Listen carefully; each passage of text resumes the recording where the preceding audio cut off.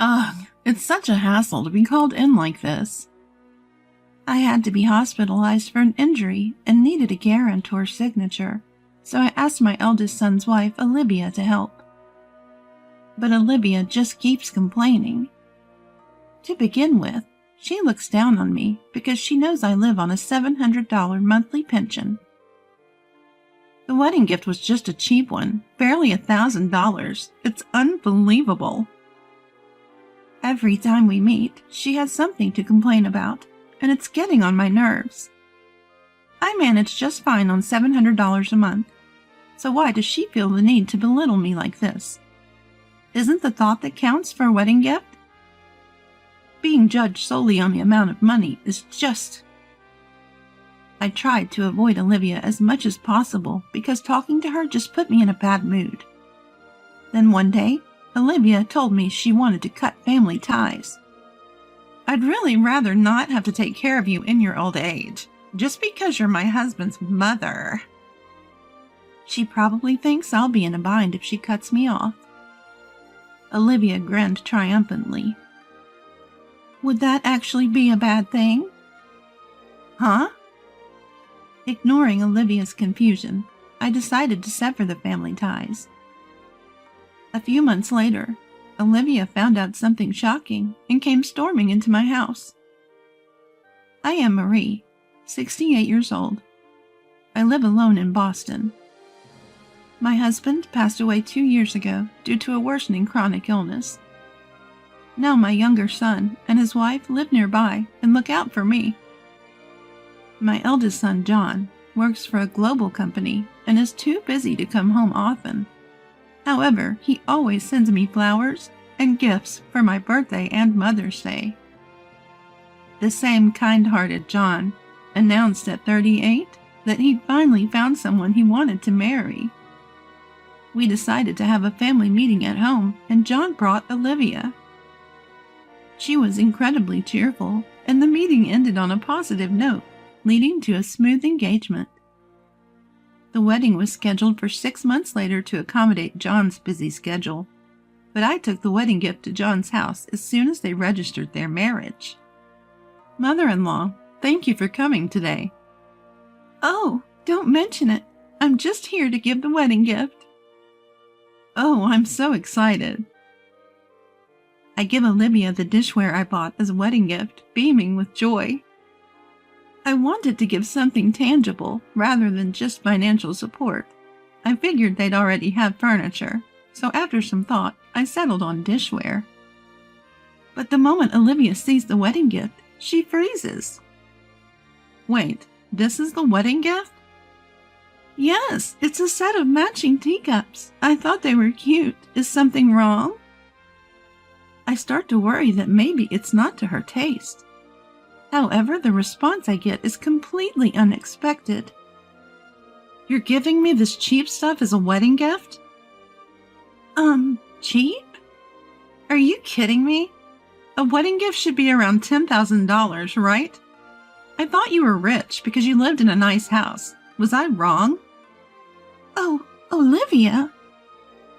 I'm taken aback by this sudden change in Olivia. Her gestures, her tone, everything is different. There's no trace of the polite and cheerful Olivia I met at the family meeting. How are you making a living right now, mother-in-law? I'm on a pension. How much is the pension? $700. Ugh, you really are broke. What a scam. Living in such a nice house and still being broke is just the worst. Olivia crosses her legs and sighs. Living on $700 a month? That's so pathetic. How are you even surviving? Olivia's mocking tone irks me. I manage just fine on $700, thank you. Well, that's great. Just don't come asking me for help when you're broke. Turns out, Olivia is the kind of person who changes her attitude based on income and assets.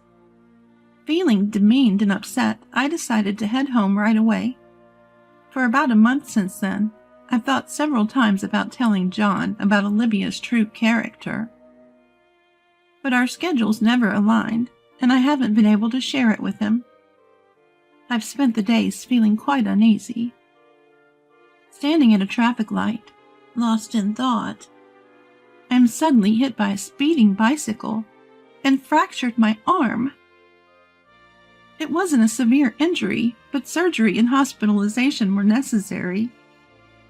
I was told I needed a cosigner for the hospital admission, and they asked me to contact a family member. As soon as I texted my sons, I received a call from John. "Mom, are you okay? How's the injury?" "I'm fine for now. I've taken some painkillers." "About the cosigner for the hospital. It's going to be tough for my brothers and me. We're sending Olivia instead." "Olivia?" "Yeah, it's a weekday, and by the time we get off work, visiting hours would be over. Olivia doesn't work, so she can go." "I see." To be honest, I really didn't want to see Olivia, but I couldn't afford to be picky. My middle son Michael and his wife Sophia are both teachers. They're busy not only working late, but also raising 2 kids. Even John sometimes gets home past 10 p.m. He's that swamped. I really couldn't impose on them. So I asked John, and we decided to have Olivia come. When Olivia arrived at the hospital, it was pretty clear she wasn't thrilled to be there. Being called out like this is just the worst. "I'm sorry. Everyone else is working, you know." "Just because I'm a homemaker doesn't mean I have free time, you know." I was prepared for some complaints, but her blatant attitude started to get under my skin. "By the way, you can pay the hospital fees, right?" "Of course, I'll cover it myself. No need to worry." "Fine. But don't pathetically ask for loans, saying you're broke. From now on, the money John makes isn't just his, you know." She signs the papers with a smug smile and hands them to me. "To begin with, I didn't want to deal with this hassle." "I regret causing you trouble. I'll try to ask someone else in the future." "You better. The thought of more caregiving or hospital stays is depressing. I really don't want the hassle of looking after you in your old age." Her rude behavior made me want to limit my interactions with Olivia as much as possible, and couldn't wait for her to leave. Why did I have to put up with such harsh words when I didn't even want to be hospitalized? It was hard to accept. "Don't worry.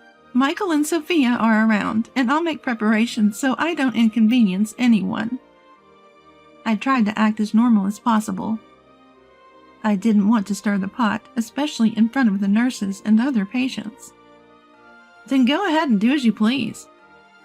Don't come crying to me when no one helps and you regret it later." "I'll make sure it doesn't come to that." "Good, because even if you play the 'I'm the eldest son's daughter-in-law' card later, it won't help. So why don't you sever family ties right now?" She probably thought that saying sever family ties would make me uncomfortable. But honestly, I wouldn't be bothered if I cut ties with Olivia. Worst comes to worst, I'll manage my later years even without my children's support. I'm okay with it. But what about you? "Huh? Of course it's fine." Despite being taken aback by my unexpected response, Olivia nodded. She probably thinks I'll be in trouble without my kids' support because I'm poor and live alone. "All right, let's sever family ties then. I won't contact you anymore and I'll delete your number." "Do whatever you want. You're such an annoying old hag." Olivia, irritated by my laid-back attitude, stomped out with exaggerated, heavy footsteps. I had planned to help with the wedding expenses, but after seeing Olivia's attitude, I decided against it. There's no way I'm giving money to someone who talks about cutting off family ties. I swore to myself that I'd never rely on Olivia. Then I had my surgery and was discharged from the hospital a few weeks later. I continued with my rehab and carried on with my life. Even while hospitalized, I remembered how Olivia severed our family ties. I was determined never to depend on my children. So I didn't ask for help after I got out of the hospital. But on the day of my discharge, my second son and his wife came to help without a word. And it didn't stop there. They frequently assisted with groceries and other errands. Sophia, you're busy with work. You don't have to go out of your way. Isn't it inconvenient with just one arm? Don't hesitate to ask for help. I'm doing it because I want to. Sophia's kindness touched my heart. I found myself getting angry when comparing Sophia to Olivia. I haven't had any contact with Olivia since. I even thought about canceling my plans to attend her wedding and reached out to my son. I doubt we'll have any further involvement in each other's lives. 2 weeks after my discharge, I noticed something strange while being taken shopping. Sophia, do you hear that odd noise coming from the car? Yes, actually, the side mirror broke, and it's been making this weird sound. The car's a bit old, so it looks like I'll have to replace it. I'm really not sure what to do. That's tough. But you do need a car, right? You drive to work, don't you? Yes, but even a compact car is a considerable expense. Seeing Sophia struggle with this decision, I made a suggestion. Then let me buy it for you. What? I can't accept something that expensive. It's okay. You've been helping me out. By driving me around, consider it a thank you. But still, if you feel bad about it, how about you continue to take me shopping until my arm heals? Thinking it might be too much to ask, I was delighted when Sophia greeted the idea with a warm smile. Of course, let's keep going shopping together, even after your injury heals. Hearing her say that, a smile broke across my own face. So I ended up buying a new car for Sophia. Life settled into a peaceful rhythm, almost making me forget about the whole Olivia ordeal, especially with my younger son's family visiting and checking on me regularly. Several weeks later, my injury had improved significantly, to the point where I could carry light items again. That day, I didn't have any rehab appointments, so I was lounging at home watching TV when the doorbell suddenly rang. Checking the monitor, I saw Olivia standing there. What could she possibly want after declaring our family ties severed? Suspicious, I opened the door, and the moment she saw my face, she started shouting. What's the meaning of this? What's gotten into you? I can't think of anything I've done to deserve this anger. I saw Sophia, your son's wife, driving a brand new car the other day. And what's your point? Don't play dumb. That nice car is worth over $10,000. There's no way she could afford that on a teacher's salary with kids. When I asked her how she got the car, she said mother-in-law bought it for her. Well, yes. She mentioned her car was breaking down and needed replacing, so I gifted it to her. I don't see what's wrong with giving a car to my son's wife. You never give me anything, yet you spoil Sophia? You're truly a terrible person for showing such favoritism. If you can easily gift a car, why not contribute more to our wedding? Well, Sophia helps out with errands and chores around the house. You're the one who cut off ties, so why would I give you anything? You wanted to sever the relationship, didn't you, Olivia? Well, yes, but still. How can you afford a new car worth over $10,000? You're not that rich, are you? Who said I was poor? I inherited real estate from my husband, you know. Real estate? Olivia looked shocked. My husband was a salaried employee, but he had a decent income and had invested in real estate. He owned an apartment complex which I inherited after he passed away. I've been saving the rent money little by little each month. I get by just fine on my pension, but I like to travel every year, so I've been saving up. I'm not hurting for money, and if worst comes to worst, selling the property could net me several $100,000. Several $100,000? If you have that much money, you should have said something. Why should I? You're the one who misunderstood. I never said I was struggling financially or that I needed to borrow money. Stop lying. This is infuriating. I sighed at Olivia's childish tantrum. Why would I go out of my way to brag about my assets? That would be embarrassing. She's glaring at me, clearly not convinced.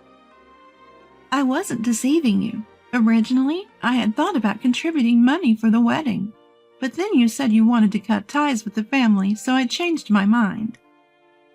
Why? It's your son's wedding. Aren't you happy for him? I was happy for John's wedding, but I didn't want to give any money to you, Olivia. Why would you say that? If you have the money, then what's the problem in sharing some? Everyone's being so stingy, it's making me mad. Olivia started stomping her feet on the ground. Is a 30-year-old woman not embarrassed to act this way just because things aren't going her way? Why do you want so much money in the first place? What? Isn't it obvious? I want to have fun. And there are a lot of things I want to buy.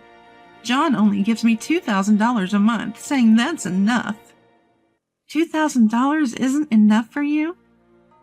Of course not. Even a decent bag costs at least $5,000. I shook my head at Olivia's reckless spending.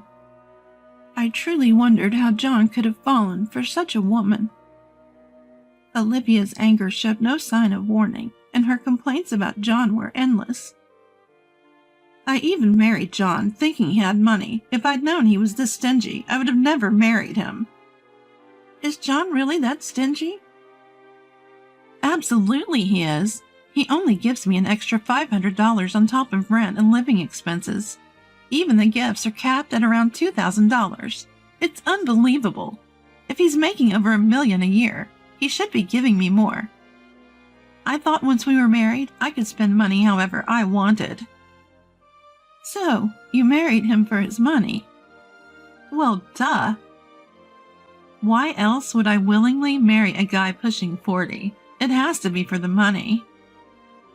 At that moment, my anger boiled over. There's no way I could forgive someone for belittling my precious son like this. Just as I was about to yell at Olivia, John approached from behind her. Let's get a divorce then. What? John, what are you doing here? I heard from Mom that she still won't attend our wedding because she wants to cut ties with you. So I came here to get the full story. Overheard you two arguing and decided to stick around. You had quite a lot to say, didn't you? This isn't what it looks like. I mean...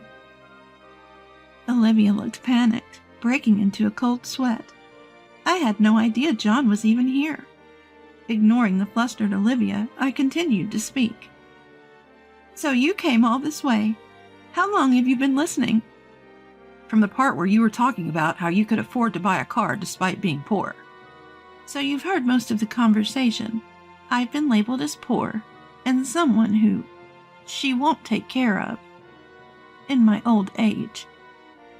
That's why she wants to cut ties. No further explanation was given for not attending the wedding. John nodded, his expression stern. I don't need any more explanations. I understand Olivia well enough now. No, you've got it all wrong. This is a misunderstanding. It's not a misunderstanding. I heard you clearly say you're in it for the money. I can't be with someone like that. Let's get a divorce. Wait a minute. Now, of all times? I quit my job because we got married. Olivia desperately grabs onto John's arm, shaking it. But John shakes off her grip, shooting her a cold look. That's not my problem. I hope you find a new job soon. Don't be so heartless. I can't live without you. I have no place to go and no savings. Why don't you sell your clothes and bags for cash? That should get you through a few days. Although I don't know who would rent an apartment to someone without a job. Stop it. Don't say that. I even bragged about marrying you to my friends. How can I tell them there's no marriage now? It's too embarrassing, please. That's all on you. Maybe you'll be the talk of the town for all the wrong reasons." Olivia had never seen John so angry before, a man usually known for his calm demeanor. Her face turns pale as she begins to apologize profusely. "I'm sorry. Please forgive me. I won't talk like that again. I don't even need the money. Just don't divorce me." No matter how much she apologized, John's expression remained stern. "I can't even stand to look at you anymore. Leave right now." "No, please reconsider. Come on, please." "Just so you know, it's not only about the money. How could you tell someone's parents that you want to cut ties because you don't want to care for them? If I'd known you were such a cold person, I never would have married you in the first place."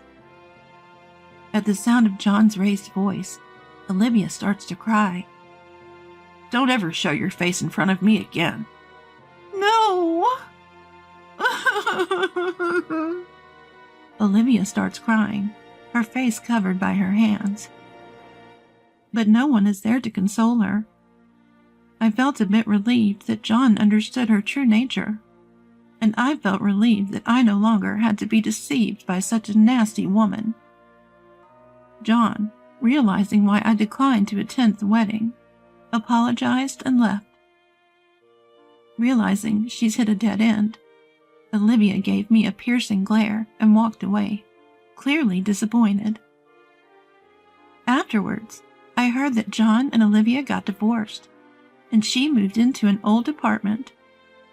Before their marriage, she apparently worked as a receptionist at a shopping mall, but was on the verge of getting fired due to her poor work attitude.